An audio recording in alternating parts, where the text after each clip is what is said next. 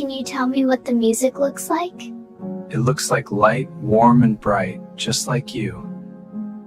The night was silent except for the faint echo of piano notes drifting through the polished marble halls of a tall glass building.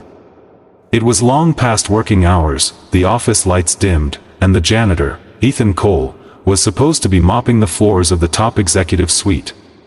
But tonight, something different filled the air. A melody so pure, so heartbreakingly gentle, it felt like a whisper from another world. The sound came from the grand piano placed near the panoramic window overlooking the city.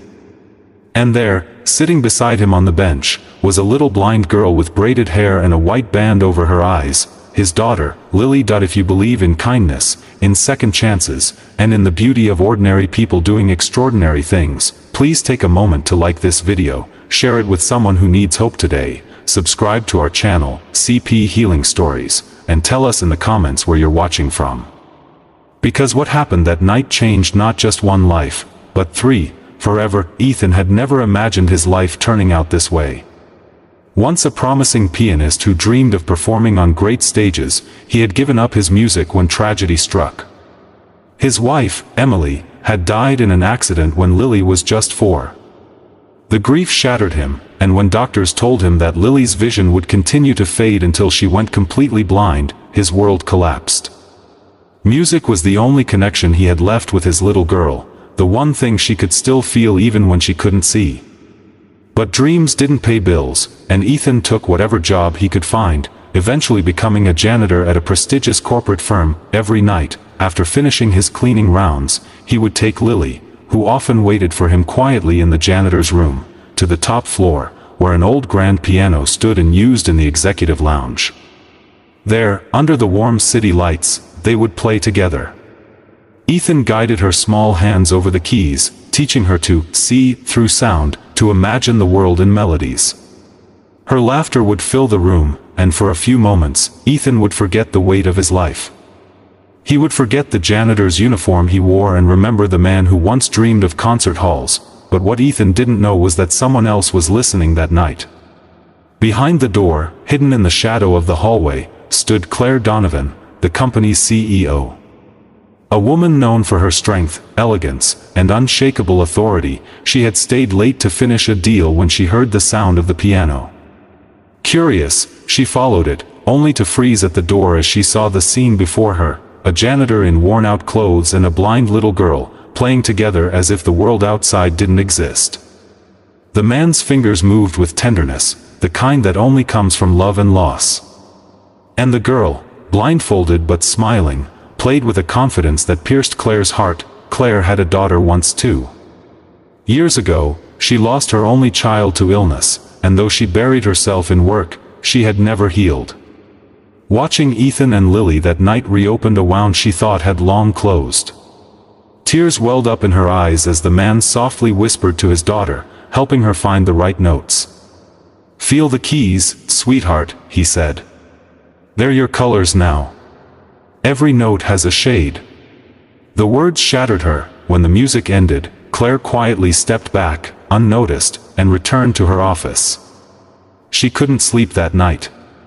The image of the janitor and his little girl haunted her. The next morning, she called for the janitorial manager, asking about Ethan Cole. "Hardworking man, ma'am," the manager replied. "Never complains.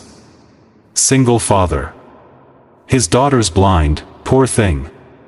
He sometimes brings her here because he can't afford a babysitter." Claire said nothing, but something in her heart began to stir, a decision forming quietly within her. Days passed. Each night, Ethan and Lily returned to the piano, unaware that the CEO often watched them from behind the door. One evening, she invited a music instructor she knew to secretly listen. The instructor, a renowned pianist, was stunned. "This man plays like he's carrying the world in his heart," he said. "And the girl, she has a gift. A natural ear, rare as sunlight in winter."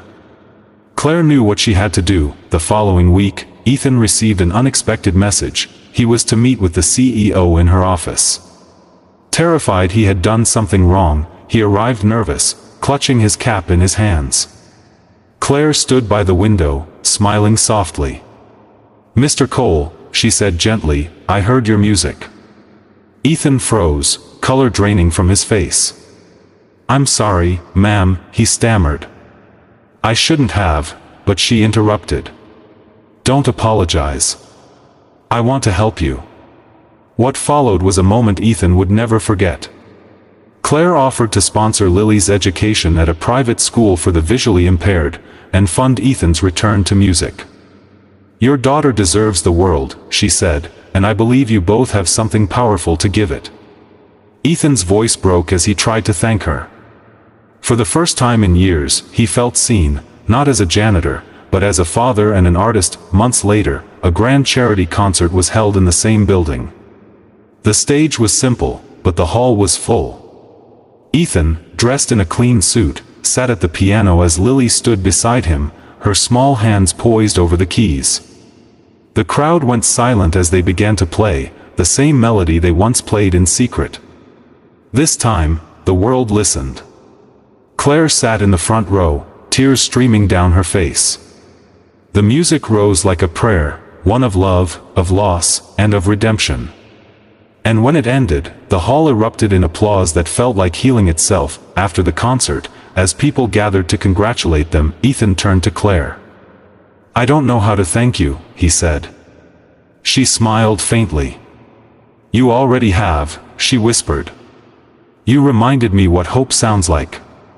If this story touched your heart, please like this video, share it with someone who needs faith in humanity, and subscribe for more real and emotional stories that celebrate kindness and resilience. And before you go, tell us in the comments, if you could say one thing to someone who gave you a second chance in life, what would it be?